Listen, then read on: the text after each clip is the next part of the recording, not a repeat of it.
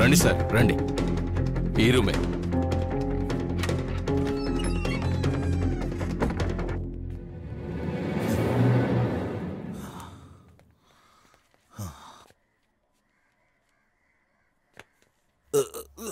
Sir, మంత్రి నారాయణ కొడుకు sir. ఏమంటున్నావయ్యా? అతనే సార్.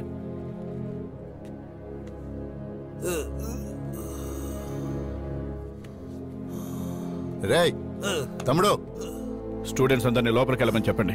ఎవరు ఇక్కడ నిలబడద్దు, అందరూ క్లాసులకు వెళ్ళిపోండి.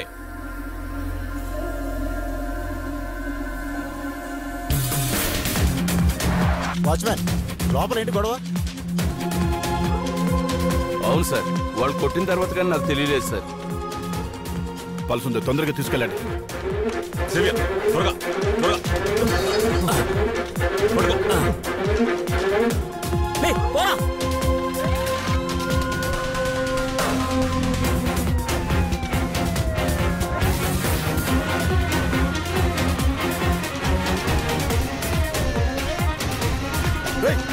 అన్నారా? ఆపండిరా.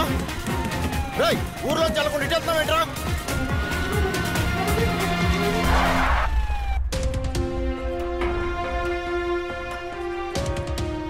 ఏం జరిగింది? కాలేజ్కి ఒక రాస్కల్ వచ్చి కొట్టాడు. బ్లడ్ అరెస్ట్ చేయడానికి పెయిన్ కిల్లర్ ఇచ్చాను. స్టిచెస్ వేస్తే సరిపోతుంది అనుకుంటా. సరే, నేను చూసుకుంటా.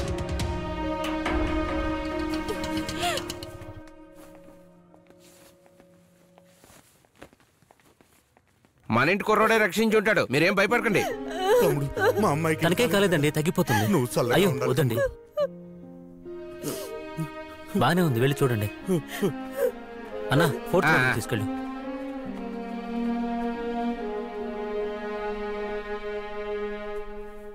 తీసుకోండి.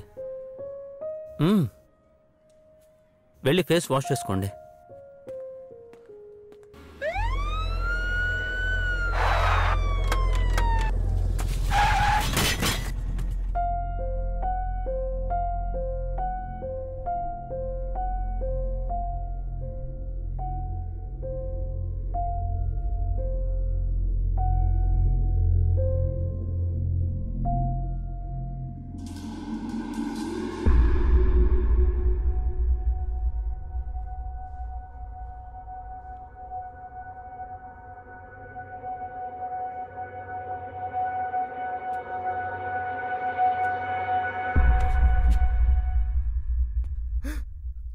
చంపేసావా?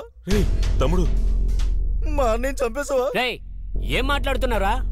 మేము ప్రయత్నం చేసాంరా, మా పని మేము చేసాం. తెలుసు, నువ్వు వచ్చినప్పుడు నాకు తెలుసు అలా జరుగుతుంది. ఆగు, నా మాట అన్నా. పట్టినట్టు మాట్లాడు. మేమేం తప్పు చేసావురా? అన్నా,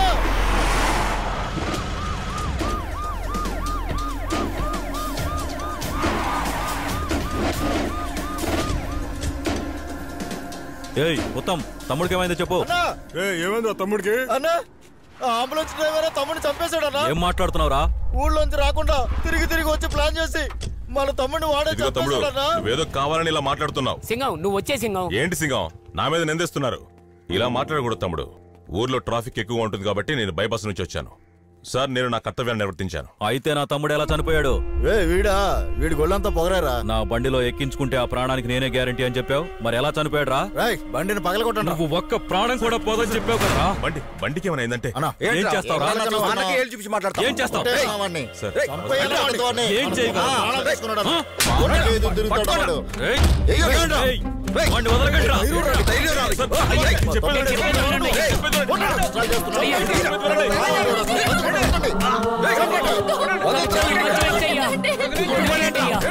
కొట్టదయ్యా.